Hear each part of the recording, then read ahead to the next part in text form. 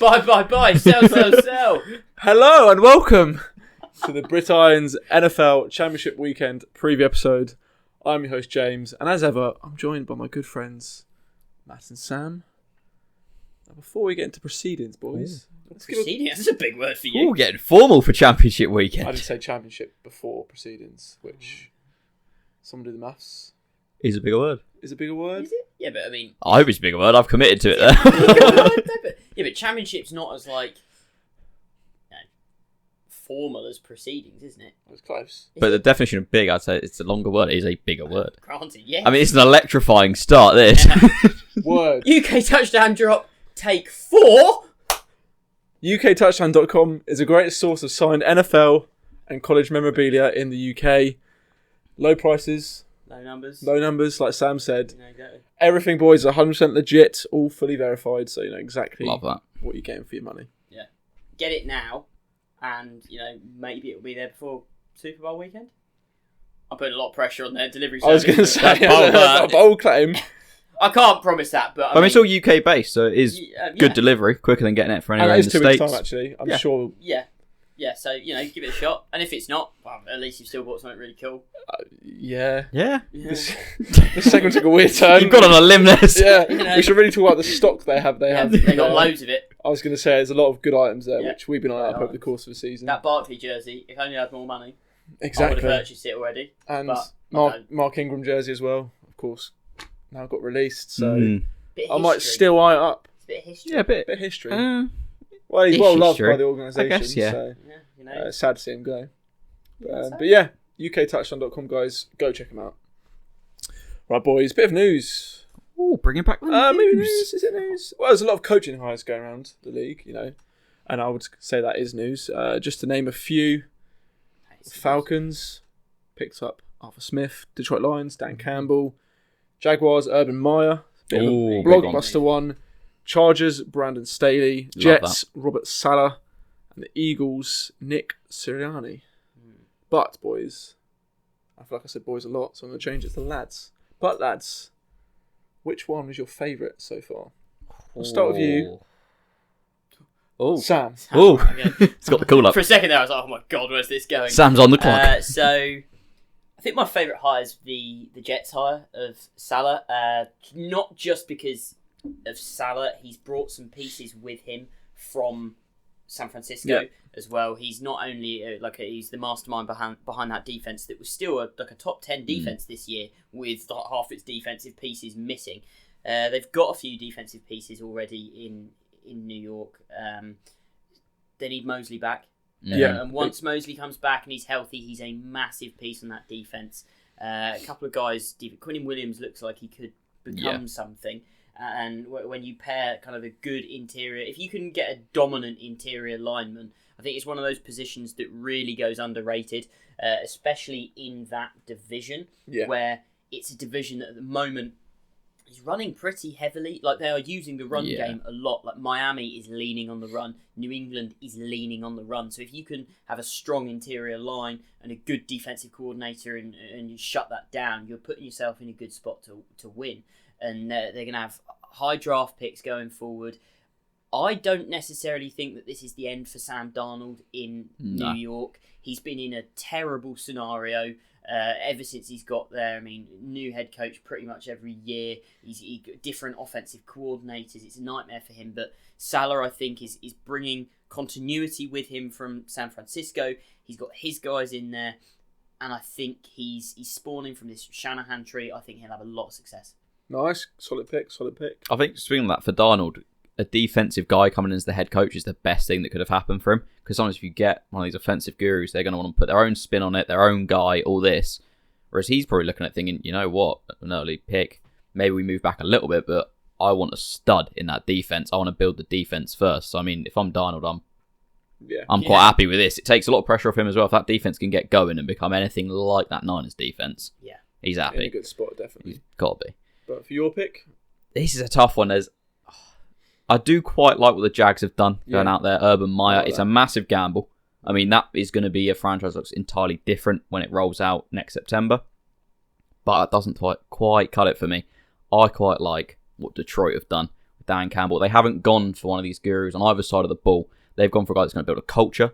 He's going to build a team. He's going to bring in guys to do all the main offensive, defensive work for him. But he is just going to get this team playing lights out. I mean, he did his press conference today.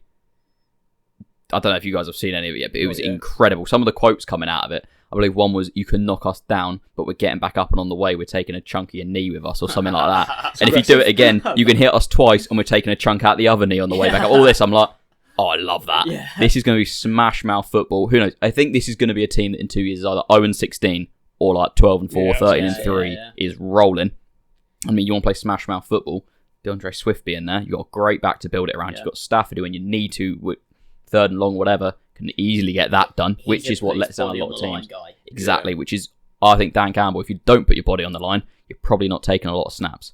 So, I mean, it's just a whole culture shift.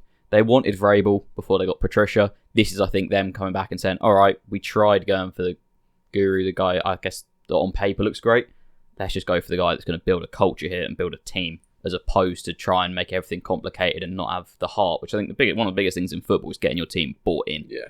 And I mean, I'm bought in. I'm not even a Lions fan. I'm bought in. Taking kneecaps in your way. But yeah, I think it's going to be very exciting to watch. Yeah, with quotes like that as well, I'm looking forward to seeing what he can bring. A lot of risks, though. Just like to quickly touch on what you mentioned about the Urban Meyer thing. Mm-hmm. I know we're not going to go into detail on every hire, but I think we should talk about it a little bit, just because, in my opinion, this is the most intriguing hire. Yeah. And the NFL, for me, I think for him is a huge gamble, just because where Urban Meyer, in my opinion, has been so successful in college and where he's made kind of his biggest strides is in recruiting. He has been a powerhouse recruiting since he went to Utah, and he brought in some big name recruits that usually they wouldn't get. And then when he went to Florida and Ohio State, and he's at these bigger schools, he's bringing in the best recruits because he can get these younger guys to buy into him.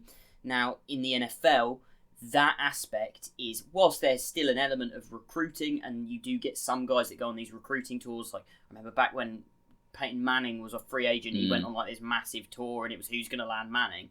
But at the end of the day, the important thing for a lot of these guys is either a ring or money. And yeah, they've got a lot of cap space, but I mean, they're not in a massive market. He's not going to have the allure for recruitment standpoint as like when he's at Ohio State. So I think it'll come down more to his coaching ability, which intrigues me as to how well he will do.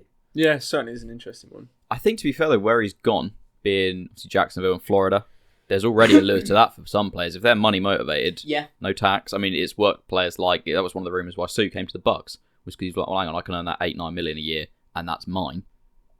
I mean, that already helps. But I think you see it as well with Brady. Did it recently, went on that tour. There was a lot of people vying for him. Sometimes just knowing how to recruit and to get a guy to buy in could be massive, especially them in free agency. And with all that cap room, I'm excited to see what he can do with it. He's got to do it right.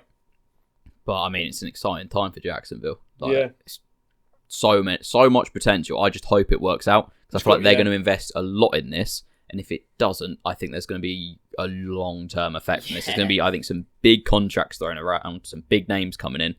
He's got to then gel that. Yeah. So I think this is one of those projects that might as well. It's a 2-3. It's a long-term thing to get them rolling. And they're going to have, regardless of Trevor Lawrence could be incredible, he's going to have to learn. He's going to be a rookie. So we're going to have to temper expectations, but I think if it goes right, this is a team that should be a contender for a while. That's the thing, he has got to get it right, and that's the key bit. But interesting, you mentioned the cap there. Follow-up question for a team on the other side of the cap space. Of all these teams that had hires, this team has the worst cap position. The Texans. Oh, God. Dumpster fire right now. Who do you think wants to go there, or who would you like to see go there? Bearing in mind they're also missing those first two round picks. Anyone want to go there? I mean, anyone, player, coach. Houston is, in my opinion, the least attractive job from a player's position, from a lot of standpoints here, because I mean, the quarterback wants out. Everything that you're hearing from everywhere is that the organisation have basically resigned themselves to the fact that he's probably not going to play there again. From what we're hearing, I don't think this is an attractive place to be at the moment, and with the lack of picks, I can't see it becoming an attractive job for a couple of years. Yeah. I mean, the one thing is the current rumoured price for Deshaun Watson is 3 first-round picks and another high pick. Like, that's what is being agreed as his value. So I think you've either go somewhere where you've got Deshaun Watson locked down, and if you can get it figured out, an incredible quarterback, you don't have to worry about that position. Or you've got a haul of picks that you can then use to build it your own way. I just think it needs to be someone experienced. I don't think they can come in and take a gamble on someone. Yeah. They need someone that Deshaun Watson can buy into, who's got a proven track record. I mean, I feel like they should have been one of those teams that's out there doing this quickly, because I feel like you're starting to see a point now where a lot of the good guys, like Saleh for one, going to the Jets, that was a big name of who would get him. With him being gone, other big names going, you run more of a risk that they just get someone who could be incredible in a few years' time. We're like, what a hire. But right now, you're like, who? Yeah. Less of a name. But I mean, it's interesting to see as well what's coming out, because you're getting a lot of stuff, especially on social media, of he's out, he's done, he's never played another snap. And being like, oh, this is all coming from inside the Texans. Then you've got other quotes, and this is more some of the NFL insiders saying, well, actually, there's not a lot coming out from them. This is a lot of interpretation into what's going on. Speculation. But there's no smoke without fire. He's obviously annoyed. But I think it's so early days for this that it's going to build to sort of a fever pitch of, something's going to happen. But we're not even out of this season yet. We haven't even had the Superbowl, let alone the conference I was going games. to say, the championship weekend. We're a way off here. So I think everyone needs to slow down with this a bit, I think, and let things settle. See who gets brought in as a coach. You're then probably going to have Watson, new GM, and the new coach kind of all get in a room and be like, right, can we figure this out? Yeah. And if not, all right, we'll start making calls. On you go. And they get a ton of picks back. So, I mean, it's not a horrendous spot. It just doesn't look good now, because it's like no one seems to know what's going on. But it's still a very unattractive spot to go. But I would almost argue that it's better than Philly for me, because I think Philly is more just it's what is going on there. More because Deshaun Watson, if you get him bought in, you know what you've got. In Philly, you've got two guys that you're like, do I know what I've got with either? I'm kind of locked into both in a way. Yeah. Like, what do you do? And you've had a coach that's, by all the sounds of it, Doug Peterson, just sort of said, right, bye. Yeah. It could be put as he was fired or whatever. I think he pretty much kind of hung it up on that one and said, from everything it sounded like they came to a mutual agreement that he basically turned around and went, you know what, I've won a Super Bowl, it's not worth this. And he's probably in a spot that if he wants to take a year off, he can sit about and wait. Mm-hmm. And when a job comes about that he likes the look of, he'll go, yeah, I'll have a crack at that. Yeah. So we'll see. But ultimately for the Texans, I think there's a reason why they're the last team to pick up a head coach, especially when they have that elite quarterback, like you say. Yeah, the Eagles isn't confirmed yet, I don't think. I think they're on to like second interviews. They got their favourite. Is it the OC from the Titans? Yeah, it's... the name escapes me. Or is it the Colts? Sirianni. I think it was the Colts OC. But not announced yet, but he's their favourite. But I mean, there's still, I reckon, a lot to work out. Like, if I'm Sirianni going in there, a lot of questions. Yeah. I want to know as well, are you guys bought into me? Am I allowed to do what I want? Because that was part of the whole Peterson thing, was he wanted one thing, GM or owner wanted another. And that's what put him in this spot of two quarterbacks. What do I do? Team's gone to nothing. So, I mean, I don't know, there's questions with both. I'd almost be thinking, year out, take a coordinator job somewhere. I don't really want that to be my head coaching legacy, because you could show up there, have a nightmare job, sort of poison chalice scenario, ruins your reputation, you don't get another job. If I'm a head coach in waiting, I'm waiting. I'm not going there. Don't take any of these trash positions, to put it harshly. Well, I mean, I've said my piece. I'm hoping any Texans fans come at you right now. I don't think you can argue with it, though. No, I think they're probably the same. Like, what is going on? Yeah. But I mean, they've got an elite quarterback, so maybe that will help. And speaking of elite quarterbacks, two retirements. Philip Rivers and Drew Brees, which... Rivers, two Hall of Famers, I think. Yeah, I think just the fact as well with Rivers, the main thing I didn't realise was he hasn't really missed a game. Like the longevity of what Rivers has done, he might not have won. He might even hold the record for most consecutive starts. It's him or Eli Manning. I think the modern Hall of Fame, Rivers deserves to be in. I think 10, 20 years ago, ballot. he wouldn't get in. Yeah. But I think now, with what it's kind of trending towards, you do occasionally see names get in the Hall of Fame. Like, what did they actually do? Yeah, I don't think... Well, the thing with the Hall of Fame is that you've obviously got to take everyone on their merits and on their eras. So every year there will be someone that gets in from, I don't know, the 70s or something, a quarterback who doesn't have crazy stats, but it's like you've got to take it the era that you played in. Yeah. But I personally, I don't think Rivers will be a first ballot. But the fact that he's come out of retirement and everyone's going, is he a Hall of Famer? Question mark. Of course he's a Hall of Famer. He's 5th all-time passing yards. He was at the head of some amazing teams. Yes, he never got over the hump, but to be in that to be a starter for 17 years and to have a career like he did and to be 5th all-time in pretty much every category, that is enough to get you in. He won't be a first ballot Hall of Famer, probably. I mean, it will depend on who's in that ballot in 5 years' time when he comes up. But, I mean, he's going to be in the same ballot as Drew Brees. And if it comes down to, right, we've got one slot for a quarterback, Drew Brees is the first ballot Hall of Famer that will get in this time in 5 years. Yeah. So, yeah, that's what, in my opinion, what will happen. But I don't really think there's an argument as to whether Rivers won't get in.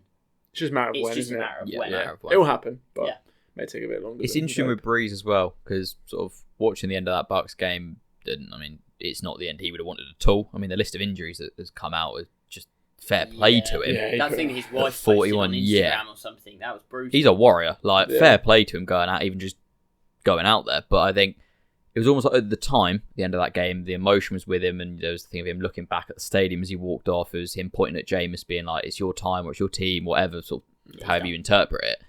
But then, first press conference after says, "I'm only answering this once. I'm gonna take some time, gonna think about it, gonna see how I'm feeling." Essentially, what he said last year. So I think it's like 99% he's done with what his wife posted as well. But the fact that he didn't come out and just sort of, it would have been natural in that press conference after to go, "Yep." Hanging it up. The fact he kind of didn't makes me think there's a part of him that's like, if I can get healthy, do you reckon one more ride, sort of. Yeah, do you reckon if he gets healthy and Michael Thomas gets on the phone and says, "Look, mate, we do this," that he gets swayed? But do the Saints take him? Because by the sound of things, they like what they see in Jameis's work ethic and what they've seen, and maybe they can get him cheap and spend elsewhere on the team. How much that count for, though? I don't know. I think just from what we saw on Brees at the end of the game, I think we have seen it from him. Because I don't think he would go play somewhere else now. I think if the Saints kind of close the door on it, he will. But it's weird that he didn't come out and just say almost straight away or put something out now. I mean, fair enough, it's a big decision to think about. But then everything he did at the end of the game was almost like, he knows. Yeah. It might be that thing, I think we mentioned it last week, about wanting to play in front of the crowd in New Orleans for the last time. Yeah. Maybe that's playing on his mind a little bit. Off. I mean, it's all speculation. Could also as well, one thing he says, "No, I'm going to come back. I'm going to go one more year," and then it essentially, though, is from the Saints' point of view, it's him against Jameis, and I mean maybe Taysom Hill, but I think we've kind of seen from Taysom Hill, he's not the next quarterback. Yeah, but he'll still have involvement. He'll still do what he does in this offense, maybe a little bit more, but he's not the next quarterback. Yeah. So you sort of say, all right, Brees, Winston, quarterback battle next offseason. And maybe it gets towards the season and Brees thinks, nah, I'm not going again. Or he feels fresh by the time he hit preseason and goes, yeah, all right. Yeah. So the options there. It could go that way, but I don't know. So that look back at the end, looking back at the stadium, for me, that is a one last look sort of thing. Yeah. And looks up, Sam. Consecutive games started. Philip Rivers joint third. Oh. Yep. There's Eli a quarter. Manning in there somewhere. He's joint 10th. Joint 10th? Oh. So this is what we used to do on the pub. So this is like being this back is at the literally pub, down the pub. Top 10 list was our thing. Maybe it was quarterbacks then that they're there is a quarterback number 1, and there's a defensive end at 2, and then the centre's joint 3rd. We won't go for those two, but the quarterback at 1. Oh, quarterback at 1. There's people shouting these at their screens. Yeah. It's an obvious one. Is it? Yes, Sam. Come on. He's cleared him by quick maths, 57 games. Wow. So it's quite a lot. You know what? You've got me. I'm not sure. Do you know? Nah. Brett Favre. Fair enough. Interesting. And just for reference, Jim Marshall was the defensive end, and Mick Tinglehoff. Love that. Tinglehoff. Centre. These are both guys from the 60s, so a bit before my time at least. That'll take up a lot of space on the back of a jersey. I would, Tinglehoff. That really would. That's a big old name, that. Oh, God. But just for us. Hopefully they get charged by the nut. Yeah. How about this guy's had a legendary career potentially, and I've just boiled it down to long name on a shirt, that one. I was hoping you should get Pognegriac on the back of a Reading shirt, wasn't it? And that was a pain by the letter. Pain by the letter, so everyone just had Pog on the back of it. Pog 7. I'm going to get my first football shirt. I had to pick between a name and a number. I wasn't big enough to have both, apparently. I remember that. I remember that you were. That was that was What time to be alive? not a fun moment. Yeah. That's quite unfortunate. But boys, let's get back onto the football and the championship weekend. Here we Finally go. here this weekend, this Sunday. Let's go! Kicking off at 8:05, which is so exciting. It sees the Bucks go in to play the Packers. This is the first conference championship since 2002 for the Bucks, which is the year you won the Super Bowl. Mm-hmm. Do you reckon you can advance further this year as well? I feel like we can. I feel like we've got some... Oh, yeah. I mean, I'm never going to say we're not, but... We're going to win the World Cup. I think what we've seen now a couple times against good teams, is really the end of the season, since we've changed up the offense, we've gone through that in previous weeks. We can go toe-to-toe with a lot of defenses now. I think the Brady factor in playoffs, we've covered all that. For me, it's this defense coming good at the right time, and it's been a story of it. We saw it last time we played Green Bay. We saw it against the Saints. One big play from one of these young guys, and the defense just seems to go nuts and decide, all right, next time we're on the field again, we're taking the ball back again. We're stopping you again. They just get this confidence and swagger behind them and become just top tier. That, for me, is the big point in this. It is Rodgers against Todd Bowles and this defense. I mean, Devin White played lights out in that game against the Saints. If he comes in playing like that, we have an incredible chance, I think, here. And I mean, it was another game. We started slow. The offense didn't look great. Defense stepped up. And it's exactly what happened against Green Bay last time. So I think there is a chance for us here that as long as that defense can step up and do it, can show up, and these young guys don't find the moment too big, which they haven't so far since we got into playoffs. I mean, I think we've got a real good shot. I mean, potentially Vita Vea coming back is massive, huge, because that means we can get to Rodgers with Yeah. Bakhtiari being out as well. It's massive for us. Vita Vea will be huge for the run game as well. Like this kind of entire Green Bay team revolves, for me, around like 5 players, all on the offense, and it's Devontae Adams and Aaron Rodgers, and then it's the 3 running backs. Yeah. Because those 3 running backs have quietly formed this really nice little punch that all 3 of them have got a legitimate role in this offense. You've got Aaron Jones, who's playing for a big contract, and he's stood there going, hang about, you're drafting more running backs. You've got Jamal Williams, who's from the same draft class as me. Yeah. In the last 2 years, I've scored an outrageous number of touchdowns. I need to be paid. So he's fighting for that on the line as well as a Lombardi. You've got Jamal Williams, who is a very competent back when he gets given the ball, and they know that. And then you've got AJ Dillon, who is just a monster of a human being, who you can, on those short downs, just hand it off the ball, and those legs will churn through people. Yeah. So I think the Bucks are going to really need Vita Vea to kind of hold this, because there's a very real possibility that if the run, and the Bucks have been very good against the run, number one, dominant for 2 years in a row now, for a couple of years now.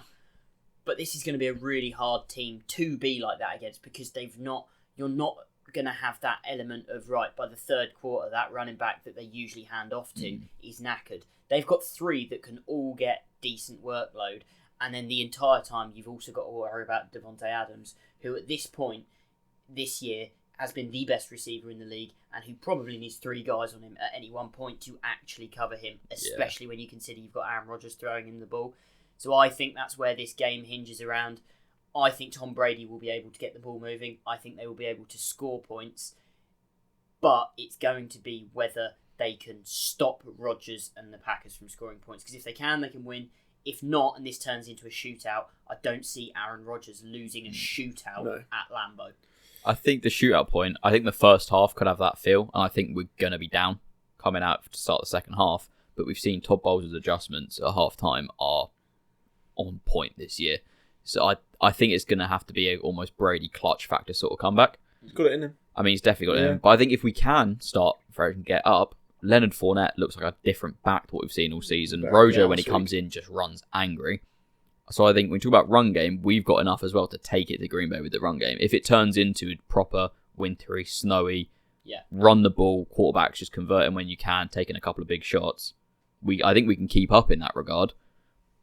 Mainly off of the run game, and that our run defense is enough to combat those 3 guys. Especially when you say the other day as well about Brady being used to playing in this sort of weather.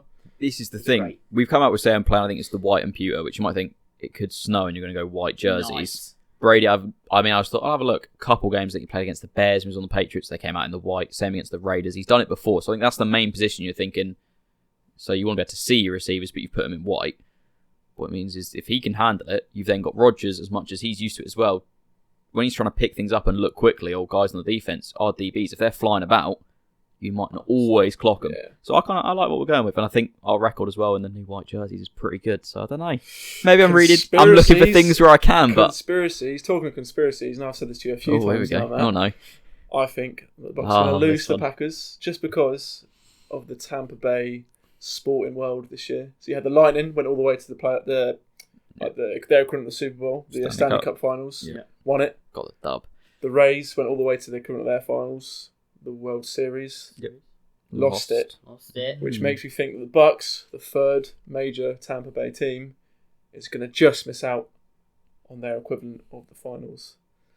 I mean, it's a massive conspiracy, but it's nothing at all. But the way I read into that is all the two teams so far got to the big games, all the big series. Yeah, I'm just thinking it goes like that. Oh, it's just a downward slope. Huge game. I mean, we're not the Ravens in the playoffs, mate. Yeah. Lamar Jackson's passer rate, and if he gets later in the season, someone who's used to failure. I can't have a day off, mate. Stroke my hair. Yeah, no, I think the other thing that's big for me is this is Rodgers' first NFC Championship game at home, and he's gonna be so fired up for that. Just because it's obviously there's no fans in the stadium and stuff like this, but just there's enough though. He was saying you could hear it last week, and you're still at Lambeau as well. You're at Lambeau, and it's your turf, and there's a bit of that kind of mentality. This is our house. You don't come in here and beat us.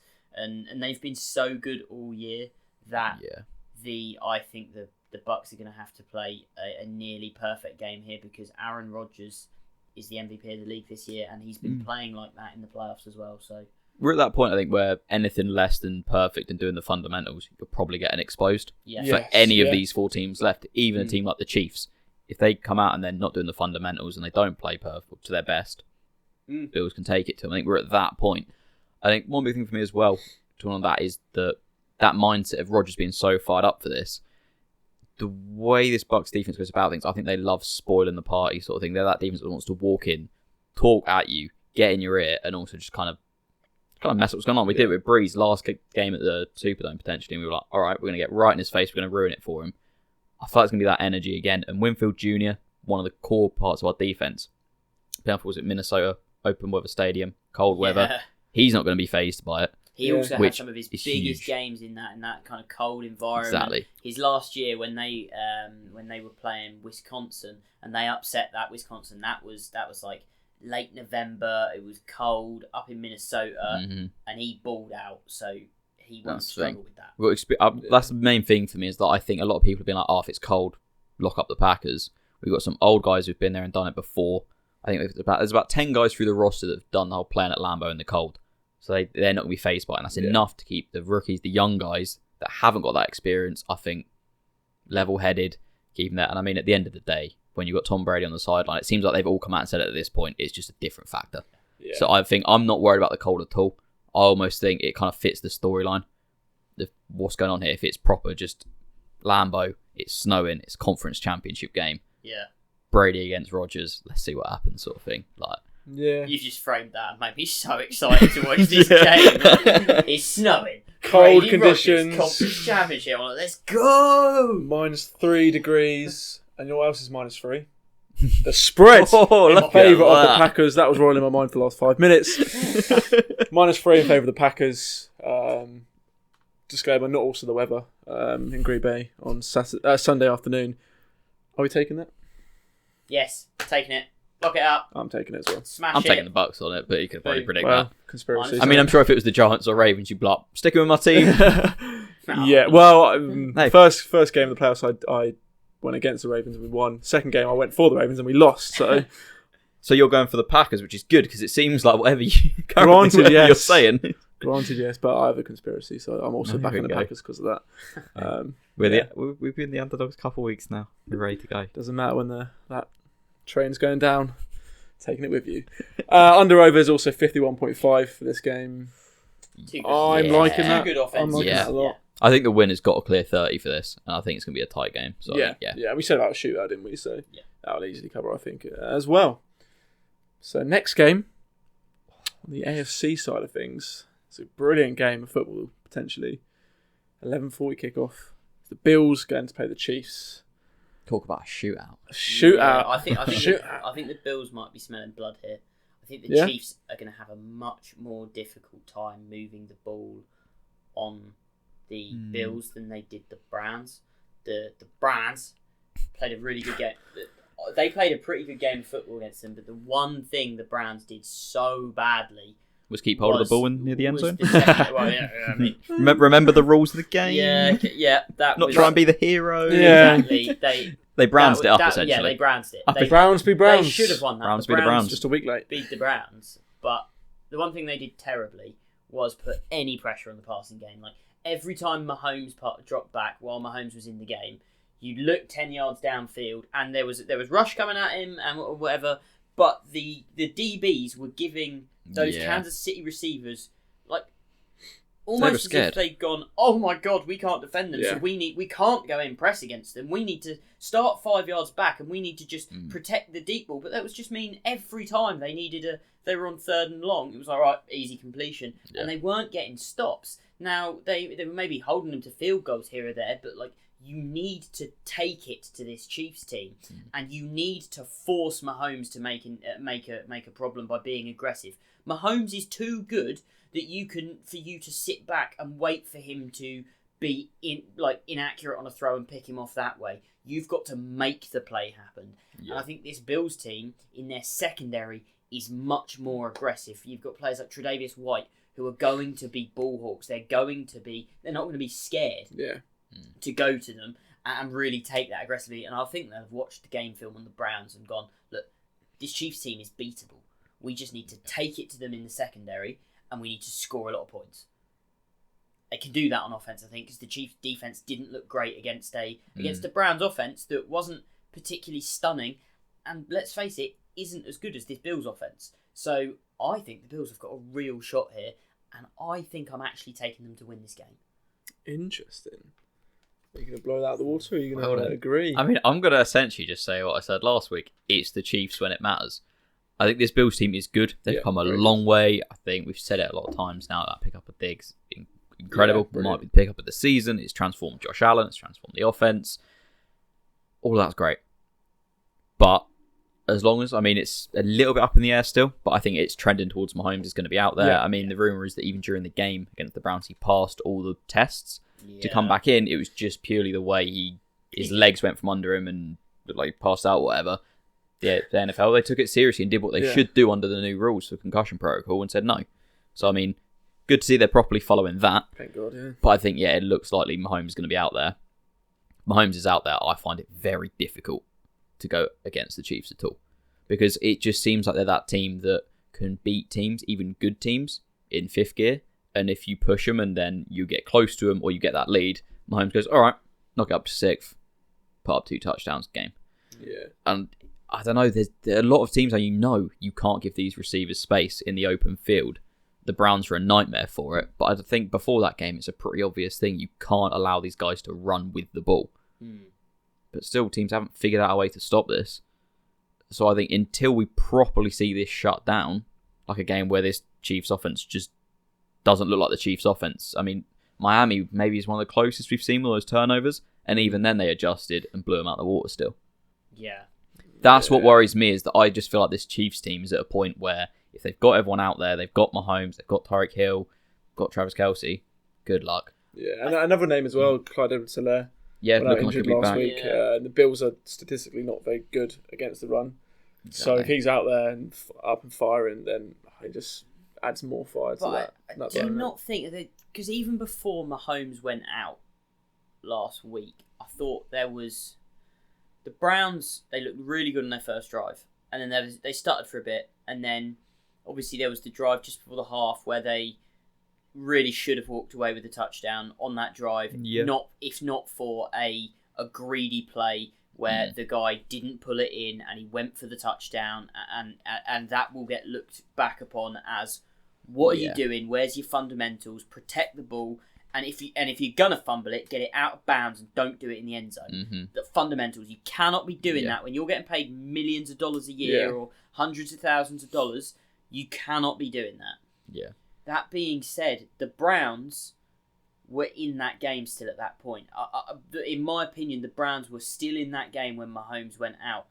Yeah. Now, they probably wouldn't have won the game. Mahomes would have blown them out, and they probably would have lost by 2 scores. But I think they were still at a point that they could have, if they hadn't stuttered on those couple of drives, they could have gone backwards and forwards. And my thing is, I think the Bills and Josh Allen, that offense, are that much better than the Browns' offense that there's a real chance they could go backwards and forwards and backwards and forwards. This could be an insanely high-scoring game because it's two defenses that neither are great. Neither are impressive, but these are two good offenses.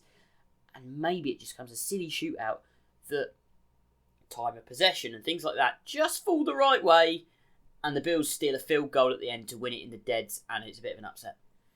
Talk about shootout then. Maybe we should mention the under-over. 53.5 for this game. Yes, please. I'm Lock it up. Yep.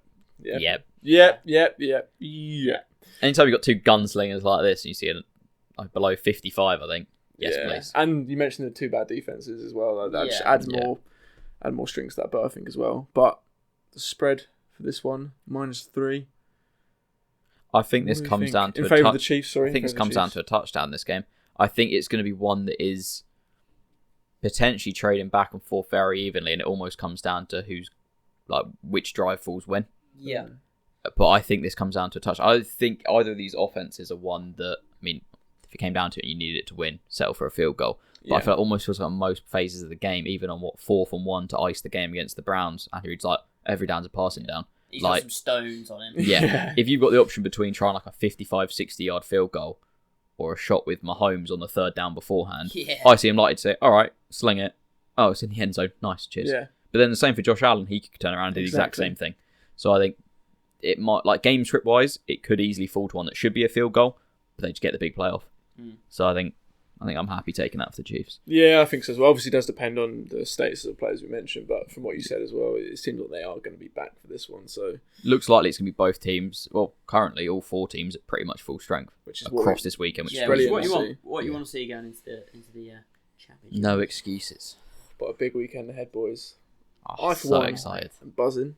So excited. Brilliant game. Brilliant Sunday lined up, and a whole weekend of sport as well, which is just brilliant to see. But I'm going to say this now, but during that whole Bucks game, I'm going to be sat there nervous. Yeah, you're not going to say a word the whole time. I went through, stayed up, watched through the Bucks Saints, and it was just the emotions. It was 1 minute, I'm like, we might do it, and the next I'm like, oh no, it's happening again, and then the next like, wait, we're back in it. It's a roller coaster. I lived through that game. It's hard being an NFL fan. See, that's the best thing about being a Giants fan. No late season stress. Pure disappointment. I remember feeling like that. Yeah. When I looked up the Bucks playoff stats and stuff like that, I was pleasantly disappointed. Yeah, because it was not good. 2002 since last championship game, like I said earlier, that is crazy. I think I saw a report of being the last time they covered the Bucks this late in the season, didn't really have iPhones for people getting pictures, videos, tweeting what's going on. It was old school. Literally, the whole internet was barely there at that point. But thank God for Brady, eh? Yeah, bring it back to Tampa. I mean, he's going to lose in this game because you know that. But yeah, boys, looking forward to this weekend. Can't wait. But unless you guys have any further points to raise, any curveballs to throw out. Not today. Interesting thing. Start of the playoffs. We did name our Super Bowl winners. You guys both said Bills. I said Bucks. Still on the cards. And imagine the storyline of that. The Bills Brady's gone. The Patriots are dead. Get to the Super Bowl. Brady's all right, boys. Yeah. Just comes right. The storyline of that. Mate, if that is the Super Bowl lineup, then we should really put some. Maybe we know what we're talking about. Yeah, maybe. Yeah. Chiefs Packers confirmed. Yeah. Just don't go back and look at our preseason preview. Especially the Packers one. Packers. There's 8-8. I think we had. We were that's the fall off. Rodgers isn't going to want to be there. The Packers going I think I had them having a good year, but not nowhere near. I think I had them at 10-6. We had them low. All I remember is our thought was Jordan Love's coming. Rodgers is just going to be not having it. Who knows if he'll even be there by the trade deadline. We were very wrong on the Vikings, weren't we? We were very wrong on the Vikings. And the Niners because of the injuries. Yeah. Dolphins too, I think. You know what I think we might have to do? We were very wrong on the Dolphins. Yeah. Let's get through the Super Bowl. I think maybe we should have a little go back through it and own up to all our bad takes Yeah. for all the viewers to I had a see. great take. I know. You too. can read them out to us, and Lloyd Cushenberry the third, that was one. Oh God! And also Josh Jacobs 2.5k. Oh yeah. Yards Oh, in the yeah. season. Injuries Oh, yeah. didn't help, but Eagles- JJ2K. JJ2k was a thing. Eagles Yeah. pre-injury Armageddon and the whole franchise yeah. falling apart. Yeah. I was like, I like this Eagles team, 13-3. They're gonna beat it. Oh yeah, because we were quite low on them, and then that weighted it a little Sam bit. locking the Steelers up. I was Oh, God, very this low is on a the lot of Eagles. things we got Whoa, wrong. whoa, whoa! I said they were a dark horse, but I think I had them going 10-6. I was pretty close on the Steelers. A dark horse normally means Hey, I had Big Ben falling No. off and them not being good enough when it counted, and Yeah. when it came to it, the and then you 4-pick did say game. retirement as well, which just Yeah. signed Dwayne Haskins. You never know. Oh, he's rubbish. Yeah, he's not. He's not. He's ideal. rubbish. He's just happy to have a contract. He just signed anywhere. Yeah, I mean, He was probably always not. going to get another look, like Rosen did. Yeah, I was First surprised. round pick. Yeah, the that's 10 very to carries true. weight I was into the next really season. surprised he didn't go to Jacksonville. I was thinking Urban Really? Meyer. You've got the Oh, okay, continuity. Yeah. Urban would have been able to get himself a really cheap backup who he's already familiar with and who would be able to come in and know Urban Meyer's system and the way that he Yeah. works. Imagine that Urban Meyer just loads up and all his old guys says, you know what? Forget Trevor Yeah, Lawrence. Justin Justin Fields. Fields getting it. Haskins, come on over, Yeah. buddy. Let's throw it back. Oh, you'd hate to be a Jacksonville fan Just at that like- point, wouldn't you? You'd be like, what are we doing? Horrible. We're Hell throwing to it away. Trade for Zeke. God, good lord. Luckily, that is not going to happen. Well, who knows? Who knows? But You never know. it'll take a Heard lot. it here first. Breaking news. And if all our road takes Ezekiel is Elliott. one. Ezekiel Elliott and Justin Fields to Jacksonville. But unfortunately, that's all we got time for today. So, as ever, be sure to head over to YouTube, go like, comment, and subscribe. Also, turn on the notification bell. He's learned. Remember Look at this week. Oh, I haven't forgot. It will let you know when we post out an episode every time. It will give you a notification, which is brilliant. Yeah. I've got them turned on. I do and hear that's what I'm on the notification podcast, bells do. so. Yeah. God, who invited him? Also, over to our Instagram. We're at the Brit Iron. Go drop us a follow and get involved with the conversation on both those platforms. But for now, thank you for listening, and we'll see you next time. See ya. Might have to make our own off-season moves. Yeah.